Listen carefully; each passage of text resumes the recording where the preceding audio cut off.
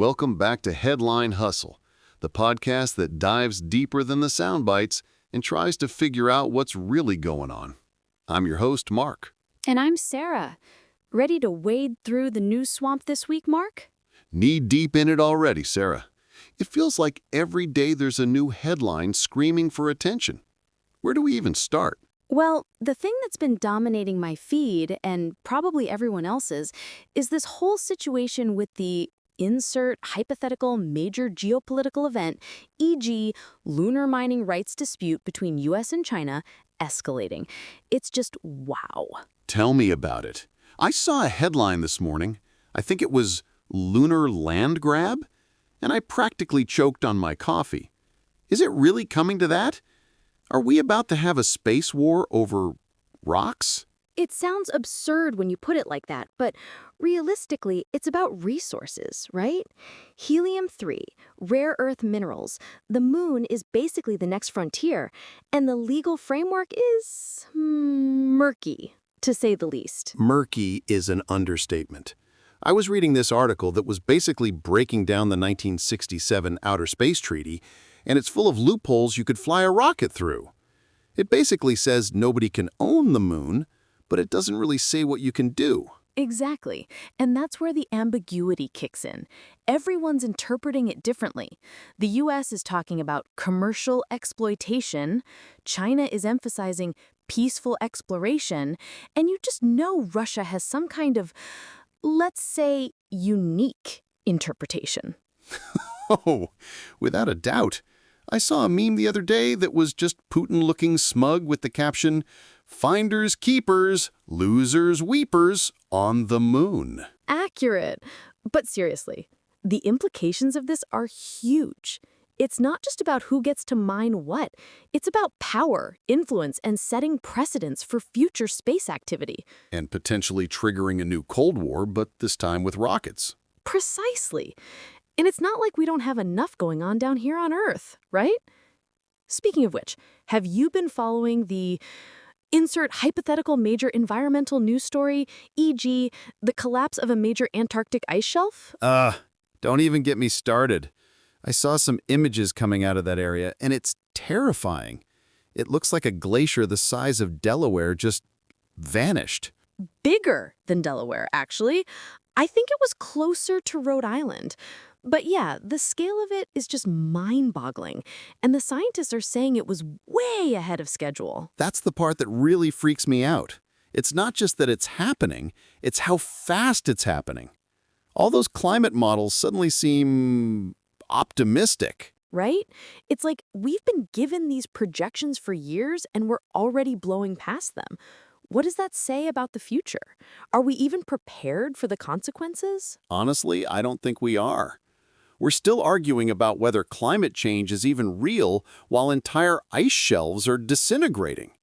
It's like arguing about the Titanic's deck chairs while the ship is sinking. Harsh, but true. And it's not just about sea levels rising. It's about disrupted weather patterns, food shortages, mass migrations. The cascading effects are just terrifying to contemplate. It's almost paralyzing, honestly.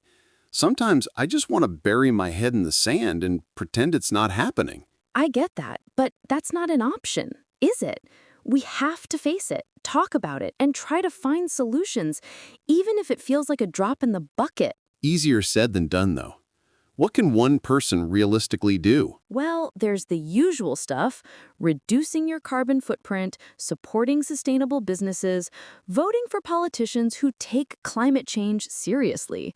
But I think the most important thing is to keep talking about it, to raise awareness and pressure our leaders to take action. So basically keep the doom and gloom headlines circulating. Well, not just doom and gloom. We also need to highlight the positive stories, the innovations, the people who are working on solutions. Otherwise, everyone just gives up. Fair point. Speaking of which, have you seen the news about the insert hypothetical positive news story, e.g. breakthrough in carbon capture technology? It's a small glimmer of hope, at least. Oh, yeah. I was reading about that. Apparently, they've developed this new material that can absorb carbon dioxide directly from the air, and it's way more efficient than anything we've had before. I know, right? It's still in the early stages, but the potential is huge. Imagine if we could deploy these things on a large scale and actually start reversing the effects of climate change. It's a long shot, but it's a shot worth taking. And that's what gives me hope, the ingenuity of humanity. We're capable of amazing things when we put our minds to it. Absolutely. We just need to get our act together and focus on the right priorities, which unfortunately brings me back to the lunar land grab. I know, right? It's hard to stay optimistic when you see governments squabbling over moon rocks while the planet is burning. Maybe we should just send all the politicians to the moon and let them fight it out up there. Now that's a headline I'd like to see. World leaders exiled to lunar penal colony. I'd subscribe to that newspaper. But in the meantime, we're stuck with the reality we have. What else is bubbling up in the news cycle? Anything a little less, apocalyptic? Well, there's the ongoing saga of insert hypothetical celebrity drama, e.g., the divorce of two major tech billionaires. It's pure tabloid fodder, but it's hard to look away. Oh, you mean the billionaire debacle? I saw something about a leaked yacht party. Allegedly leaked, allegedly a yacht party, allegedly involving a llama. Okay, I made up the llama. You had me going there for a second. But seriously, why are we so fascinated by the lives of the ultra-rich? I think it's a combination of things. Partly it's escapism. We get to peek into a world of unimaginable wealth and privilege. Partly it's schadenfreude. We secretly enjoy seeing them stumble and fall.